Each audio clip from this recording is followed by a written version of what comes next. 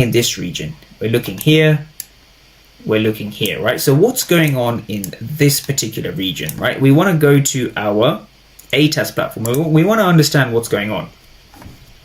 We're seeing a significant number of aggressive buyers, right? At the top, we see 0, 0, 0. We see zero prints, right? Zero print is also important. A trend reversal is more likely to happen when you see zero prints, right? Zero prints is basically a way of saying there's no aggressive buyers, right? Sellers. There's no aggressive sellers. 0, 0, 0. What that tells you simply is that the buyers are very much aggressive, right? We see aggressive buyers, right? We also see here 3 for 21. So when you see other traders using, heat maps, etc., you only need to read numbers at key levels. It's really that important. It's really that simple.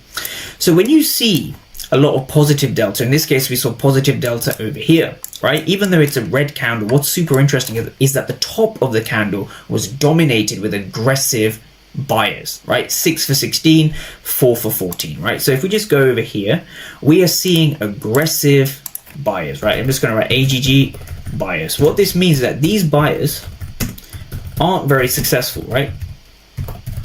And this is how a fair value gap works. So I'm just going to write SUCC. So what's really going on is that these buyers were really unsuccessful because price broke below the level. And this is how fair value gaps work, right? So if I just kind of draw this out separately for traders so they understand, if this is a fair value gap, let me label it in blue. If this is a fair value gap, right, you're looking for aggressive buyers to come in.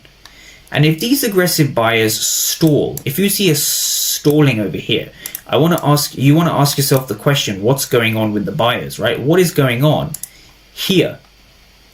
This tells us one thing, everyone. This tells us that there's more passive sellers than aggressive buyers, right? So what's going on is there's no such thing as more buyers and sellers. There's more passive sellers than aggressive buyers. And this is what moves the market lower.